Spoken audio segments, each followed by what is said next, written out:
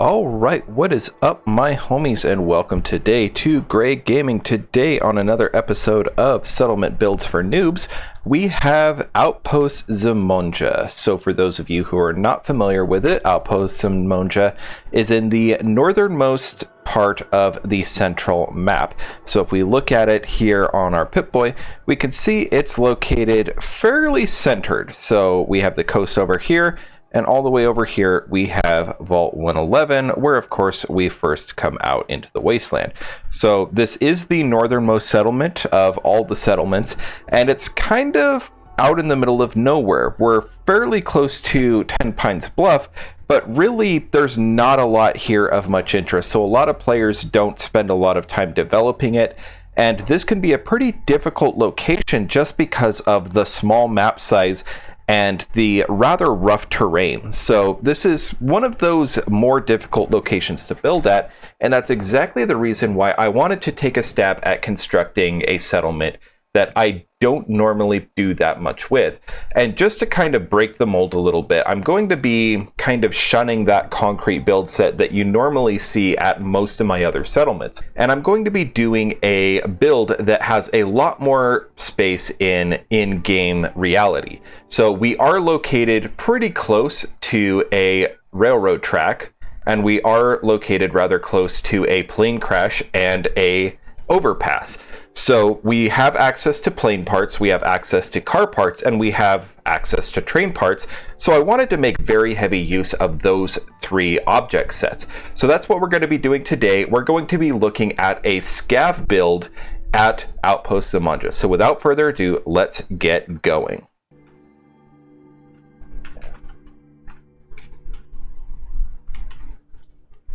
All right, so as you can see, as we work our way around the settlement, we kind of have a very uneven build surface. So you can see just what sort of terrain we have to work with. There's lots of rocks around.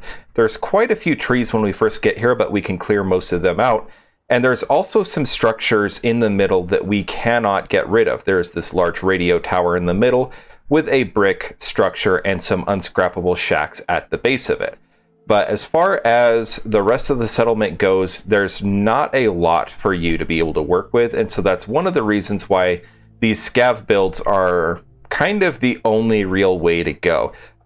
There is, of course, my tower build that I've done at other settlements. You're just really limited on how much real estate you're allowed to use.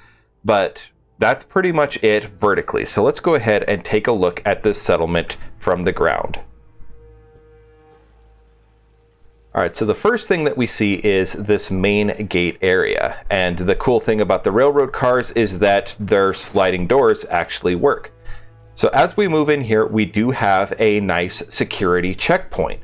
So we have our nice security desk that does increase the settlement defense rating if you assign a settler here. And we also have these chairs. So these airline bus seat type things, we could say, for a way of in-game explanation, these were scavenged from the nearby Skylane's 1981 crash site. So moving a little bit further past the security checkpoint, we can start to see the settlement starts to spread out. Now, there are a lot of structures that are unscrappable, and strangely enough, this staircase is one of them. So you cannot get rid of this thing. I even tried console commands, and even they could not clear this. So that is just something for you to be aware of. There are some elements that you just can't get rid of, and they do not look good no matter what you do with them. So if you are playing in the vanilla game like I am with absolutely no mods, then you are going to be stuck with that limitation. All right, so moving in here, this is one of our rail cars we have making up the perimeter wall, and this is also a location where people sleep. So a lot of the structures, these buses, these rail cars that we have making up our wall, our defensive perimeter, are also serving as living quarters for our settlers. So this settlement is capable of supporting a population of about a dozen settlers. I have far fewer than that living here right now, and I do have a little bit more decoration than usual. So I do have a little bit more of a lived-in feel here than what you might normally see at my builds, mostly just because it was really empty when I first recorded this video, so I decided to just throw in some items and do a re-record. So here we are. Okay. So here's one of these shack structures that is not scrappable, and pretty much the only thing in here that I built is the chairs. The rest of the shack is freestanding and was here already. The same for this brick structure with all these shacks up above. Pretty much the only thing that I did with this shack section was I threw in some exercise equipment just to increase that settler happiness rating. I did throw in a couple small generators just because this is an extremely low electrical build, and so instead of my normal fusion generator, I just threw in a couple gas generators. The fusion generators kind of look a bit out of place in a settlement of this style anyway, so this looks a little bit more authentic to the location, and also there's not a lot of electrical need at this location, so we really don't need more than the 6 power that this thing generates. Continuing on, you can see we have a weight set as well. I did throw up this guardrail, so just these wood planks. There is this step and this small catwalk that is also of my own construction. And as you can see, as per most of my settlement builds, I do make very heavy use of automated defense turrets. The more of these turrets you throw in, the higher your defense rating for your settlement, so the less likely it is to actually get attacked. And also, if you do end up having to respond to an incident here, they usually end up taking care of themselves. You don't have to really do much with them. So for this location, I made very heavy use of the Mark II defense turret, just so that I didn't have to have that heavy fusion generator to power laser turrets or missile turrets. So we do have this little area here. It's kind of a sitting area. It's also a cooking area. So this cooking station here is part of the original settlement, so I just kept it. I just moved it off to the side here where it's out of the way. And we are able to walk along most of the fence line. So all of these rail cars and buses that we have making up our fence do also kind of serve as catwalks. There are small gaps here and there, so you might have to do a quick little hop to get around them, but otherwise not too bad. So continuing on the ground floor, we do have this truck trailer that I have converted into a restroom. So a truck trailer, anyone with half a brain knows there's no plumbing in a truck trailer. So I took this electrical conduit from the electrical set and kind of made in some jury-rigged plumbing type of setup so that we actually can see that if we did convert this to restrooms, there could be running water in here. And so by taking a look inside, we do see that there is a working sink.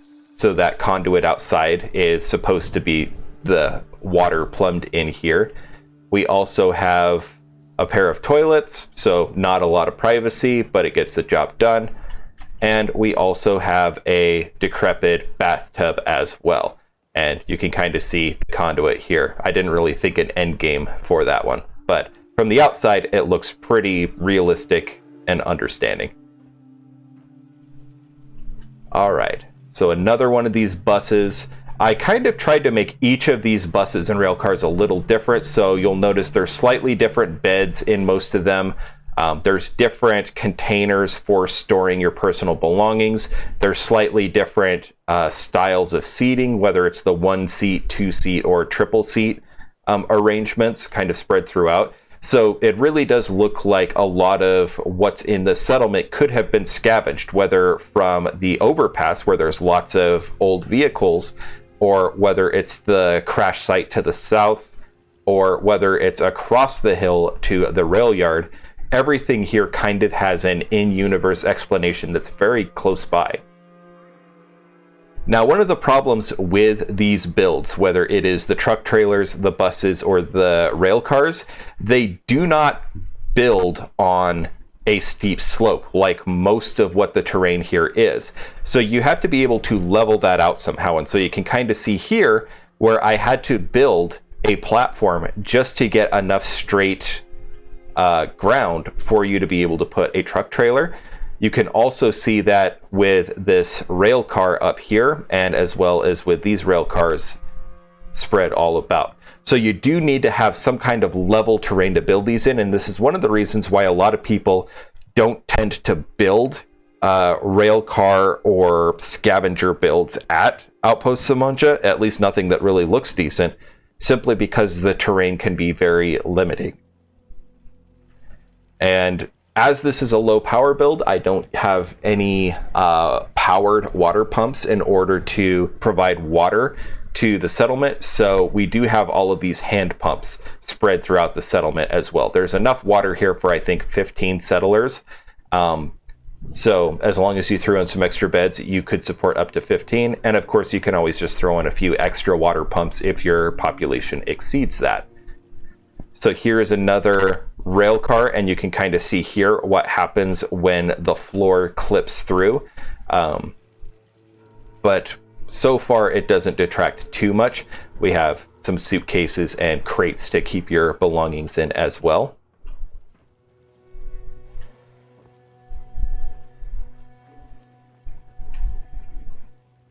And then once again, we have 3 beds in this location and 3 different places for you to keep your personal belongings as well. And just like with the other rail cars, the sliding doors actually work. Now, the sliding doors always work as doors, and all of the rail car objects have doors on both sides. So if you want these to actually serve as a wall, you can actually snap wall objects into these slots as well. So in these cases, I chose a metal panel wall from the metal structures objects to fill in these gaps as well. So they don't quite look right no matter what objects you use, whether you're using the wood, the concrete, or the metal build kits, but the metal looks most authentic to the location. So I went with that for the most part. All right. And now working our way up to the upper levels. So around here, we have 2 more buses that finish out our wall. So once again, these are just living quarters, some beds, some chairs, some things for people to keep their personal belongings in. And the same story here. Now, I did go with some concrete here, and the main reason for that is I wanted my usual elevated artillery platform. And the wood just doesn't make a lot of sense when you look at how heavy of objects the artillery batteries would actually be. So using a concrete base just makes more structural sense. And so I did throw in some concrete in order to do a elevated firing platform. And so you can see that here, only one of the guns is currently manned, but simply recruiting additional settlers to the area will correct that pretty quickly.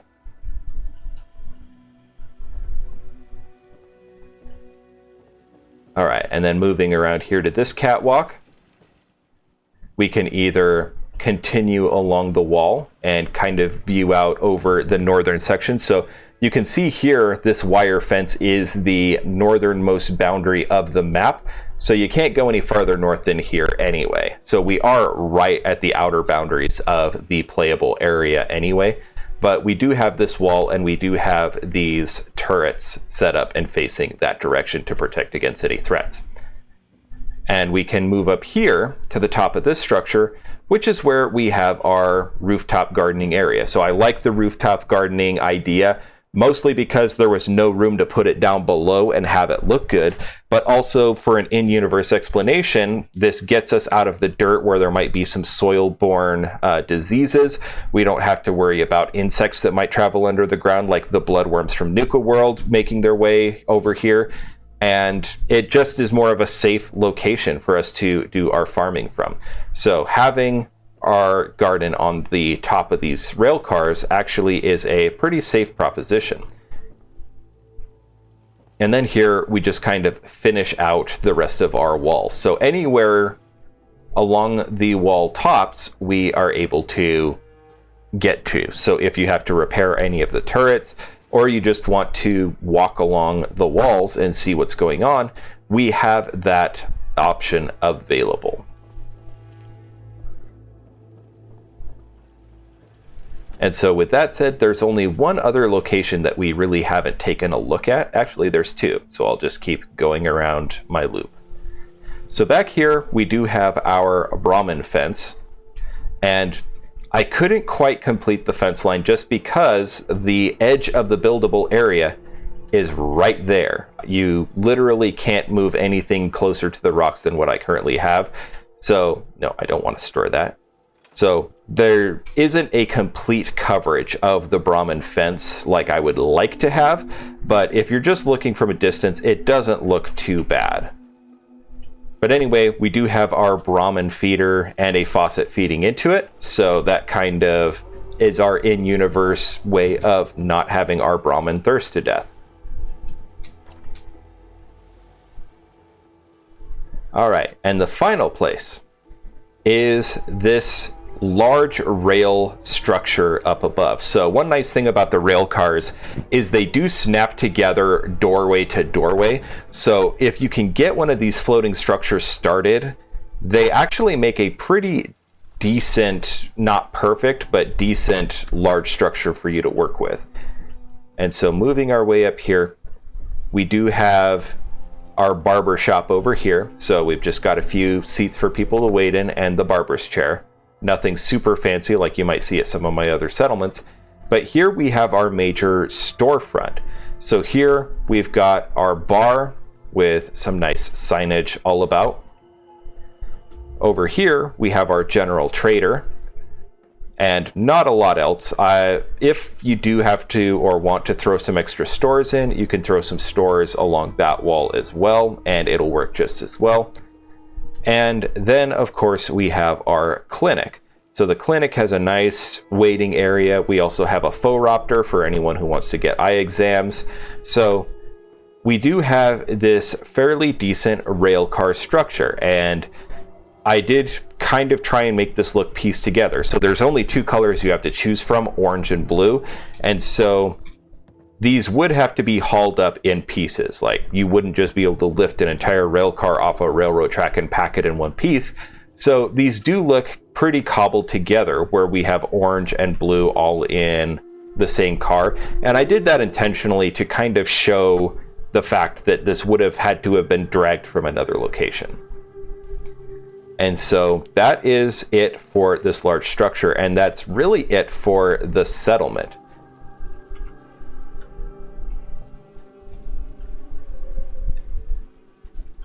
And so with that said, that is Outpost Zimonja, and it's my first railcar and highway bus build.